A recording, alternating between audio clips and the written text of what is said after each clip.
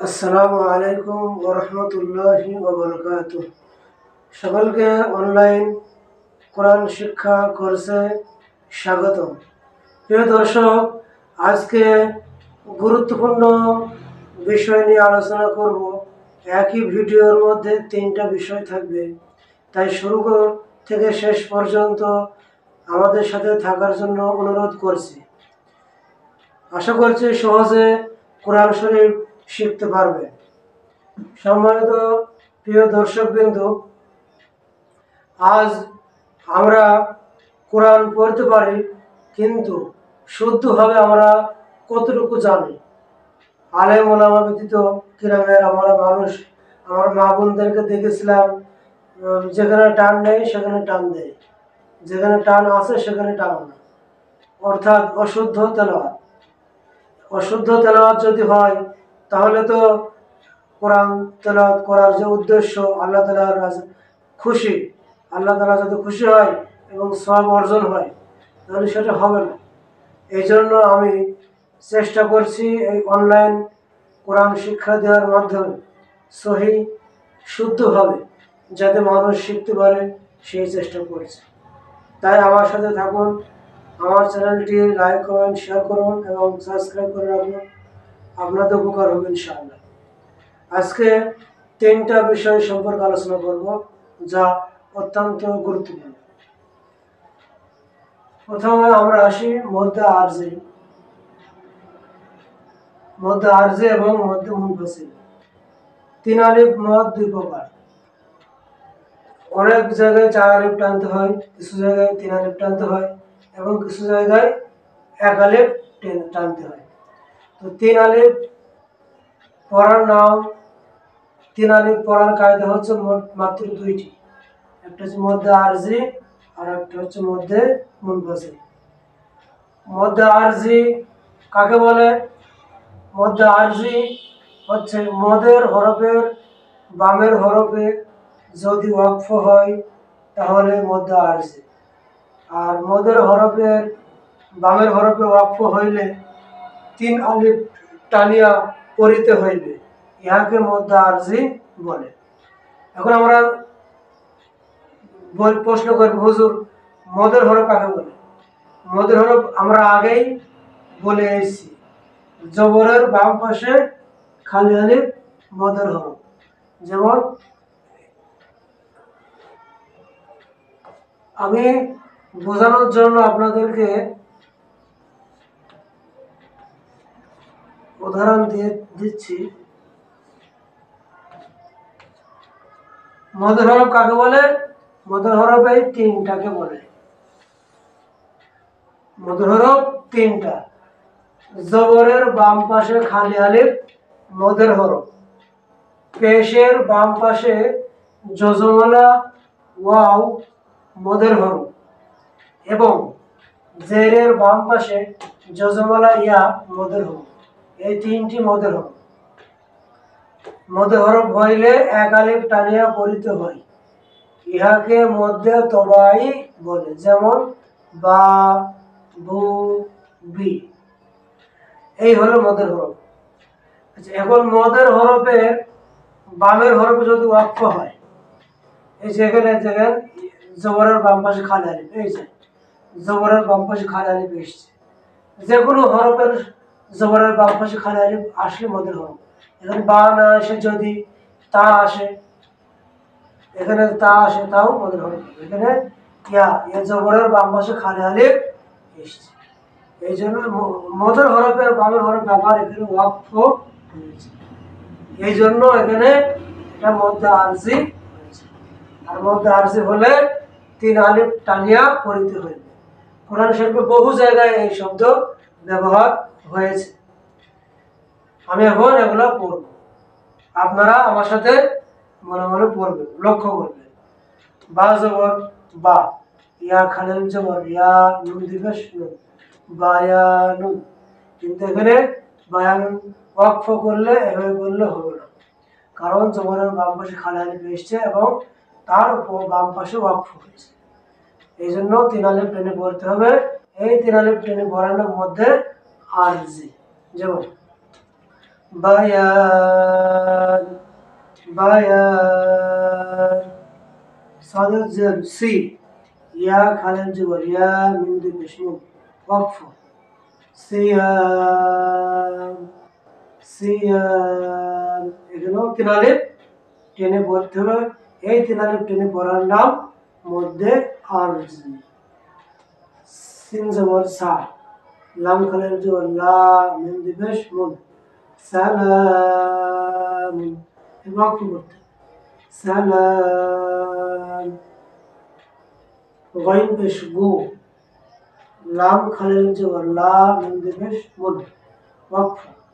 গুলাম, আসলে গুলামুন, কিন্তু জবরের বাম পাশে খালি আলিফ এসছে, মদের হরফের বামের হরফ ব্যবহার ওয়াকফ হয়েছে, এই জন্য এখানে তিন আলিফ টেনে পড়তে হবে।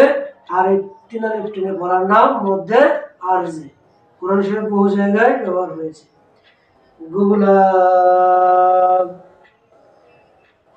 বায়ান সিয়াম সালাম গুলাম। এখানে এখন আমরা তো জানলাম জবরের বাম পাশে খালি আলিফ বাম ওয়াকফ হয়েছে। এখন আমরা জানবো জেরের বাম পাশে জজমলা ইয়া, এটাও তো মদের হরফ। এই যে জেরের বাম পাশে জজমলা ইয়া মদের হরফ, এই মদের হরফের বামের হরফে ওয়াকফ হয়েছে, এই জন্য এখানেও তিন আলিফ টানিয়া পড়িতে হইবে, এবং এই তিন আলিফ টানিয়া পড়ার নাম মধ্যে আরজি। যেমন মুত্তাকিন,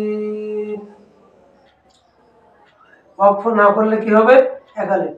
মুত্তাকিনা, কিন্তু এখানে ওয়াকফ করতে হইবে, কারণ এখানে ওয়াকফ গোল চিহ্ন এসেছে। মুত্তাকিন মুত্তাকিন।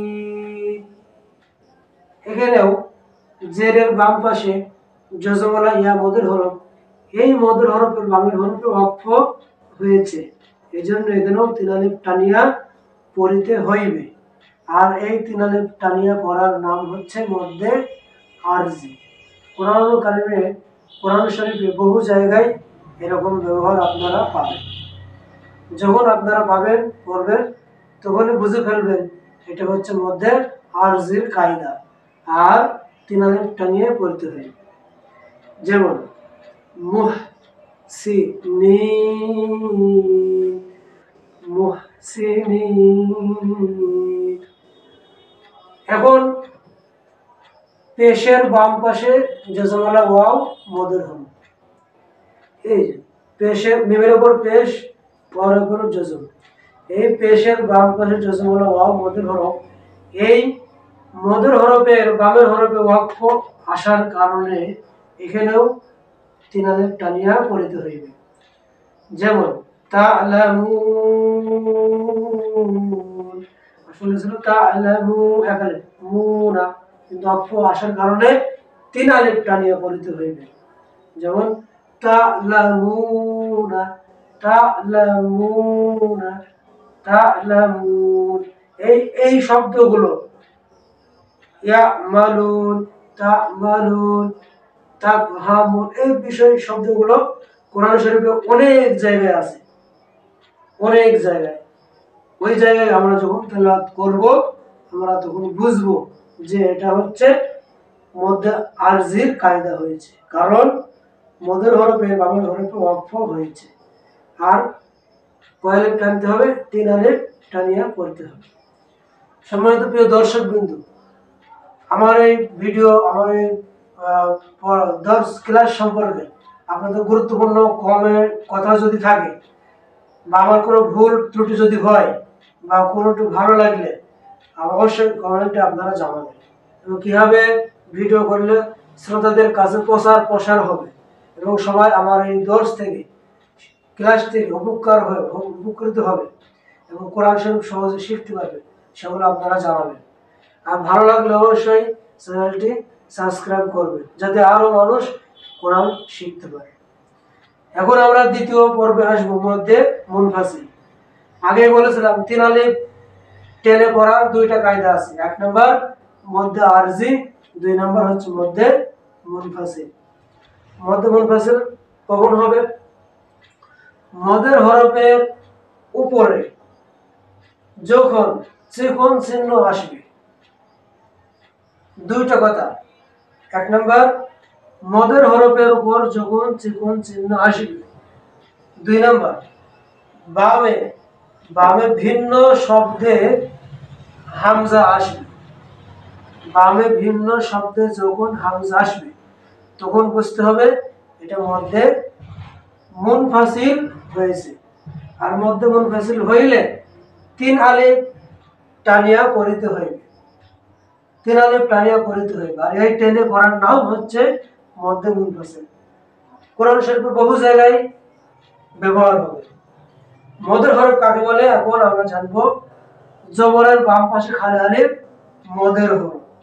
এই মদের হরফের উপর জবরের বাম পাশে খালি আলিফ মদের হরফ। এই মদের হরফের উপর চিকন চিহ্ন এসেছে কিনা? এসেছে। এবং বামে ভিন্ন শব্দে হামজা হয়েছে কিনা? হয়েছে। তাহলে বুঝতে হবে এখানে মধ্যে মুনফাসিল হয়েছে। আর 3 আলিফ টেনে পড়তে হবে। 4 আলিফ নয়, 4 আলিফ তখন টানতে হবে যখন মোটা চিহ্ন আসবে। এখানে চিকন চিহ্ন এসছে, মদের হরফের উপরে চিকন চিহ্ন এসছে এবং বামে ভিন্ন শব্দে হামজা এসছে। এই জন্য 3 আলিফ টানিয়া পড়িতে হইবে। যেমন ইদা উলকু, ইদা উলকু,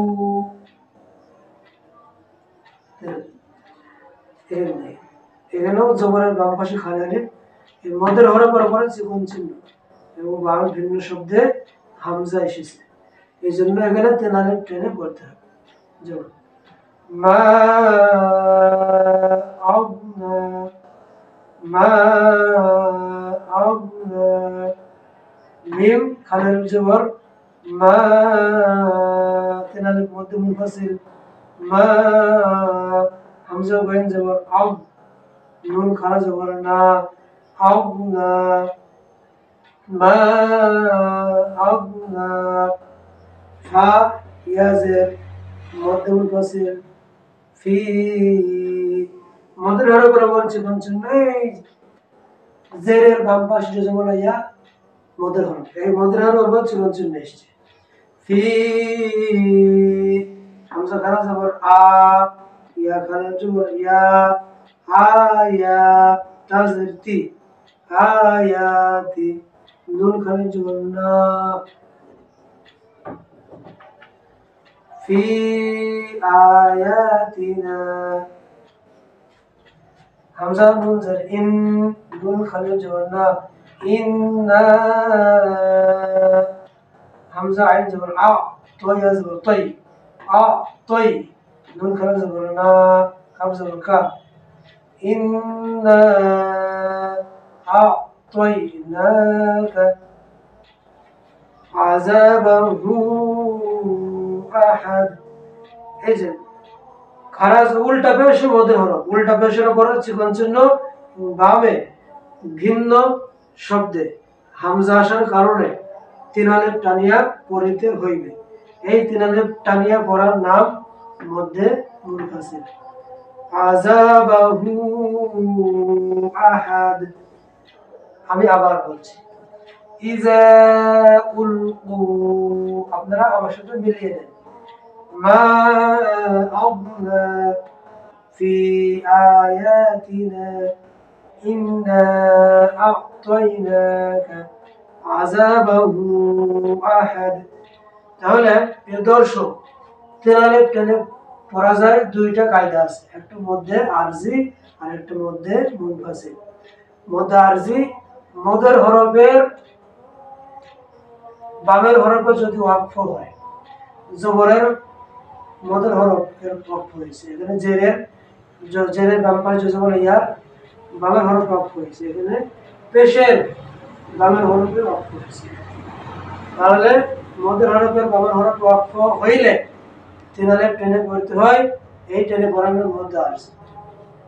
আর মদের হরফের উপর চিকন চিহ্ন বামে ভিন্ন শব্দের হামজা আসলে 3 আলিফ টেনে পড়তে হবে। এই টেনে পড়ার নাম মধ্যে মুনফাসিল। এটা আয়ত্ত করবেন। কোরআন শরীফে বহু জায়গায় বারবার ব্যবহার হয়েছে। যখন আপনি বুঝতে পারবেন, বুঝে বুঝে পড়তে পারবেন, তখন আপনার কাছে আরো ভালো লাগবে এবং কোরআন শরীফ তেলাওয়াত শুদ্ধ হবে, আল্লাহ তাআলা খুশি হবে, আপনারও সওয়াব অর্জন হবে।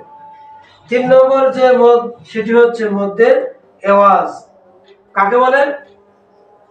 ওয়াকফ করার সময় আয়াতের শেষে দেখতে পাবেন কোরআন শরীফে 2টা জবর থাকবে। কয়টা জবর? 2টা জবর থাকবে ওয়াকফ করার সময় আয়াতের শেষে। তখন এক জবর ছেড়ে দিয়ে এক জবরকে এক আলিফ টেনে পড়ার নাম হচ্ছে মধ্যে আওয়াজ। কোরআন শরীফের আয়াতের শেষে বহু জায়গায় এই মদের ব্যবহার হয়েছে, অনেকেই জানে না। কিন্তু এখানে কি করতে হবে, যখন কোরআন শরীফে পড়তেছে আয়াতের শেষে এরকম ওয়াকফ করার সময় 2 জবর আসবে, তখন এক জবর ছেড়ে দিয়ে এক জবরকে এক আলিফ টেনে পড়ার নাম মধ্যে আওয়াজ। যেমন নুন কব জবর না, আইন জবর আ, আইন 2 জবর আন। কিন্তু এখানে এক জবর ছেড়ে দিয়ে এক আলিফ টেনে পড়তে হবে। যেমন নাকদ আ, হুদা, হা পেশ হু, দাম 2 জবর দান, হুদান। কিন্তু এখানে ওয়াকফ এসছে, তাই এক জবর ছেড়ে দিয়ে এক আলিফ টেনে পড়তে হবে। যেমন হুদা, হুদা। তাহলে আমরা বুঝলাম মধ্যে আওয়াজ কাকে বলে। ওয়াকফ করার সময় আয়াতের শেষে যদি 2 জবর আসে, এক জবর ছেড়ে দিয়ে এক জবরকে এক আলিফ টেনে পড়ার নাম মধ্যে আওয়াজ। আশা করি আপনারা সহজে বুঝতে পেরেছেন। আজকের ভিডিওটি ছিল এই পর্যন্ত। প্রিয় দর্শক, যদি ভিডিওটি একবার দেখে আপনাদের আয়ত্ত না হয়, আর কয়েকবার দেখবেন, ইনশাআল্লাহ আপনারা সহজে বুঝতে পারবেন এবং কোরআন শরীফ আপনাদের জন্য অনেক সহজ হবে। আর আল্লাহ তাআলা খুশি হবে এবং আপনার পড়তে ভালো লাগবে এবং যে শুনবে তারও ভালো লাগবে এবং আপনারও আল্লাহ তাআলা সওয়াব দিবেন ইনশাআল্লাহ। ভিডিওটি এই পর্যন্ত ছিল। এতক্ষণ আমাদের সাথে থাকার জন্য সকলকে ধন্যবাদ। আবারও বলছি, চ্যানেলটি অবশ্যই সাবস্ক্রাইব করবেন। আসসালামু আলাইকুম ওয়া রাহমাতুল্লাহ।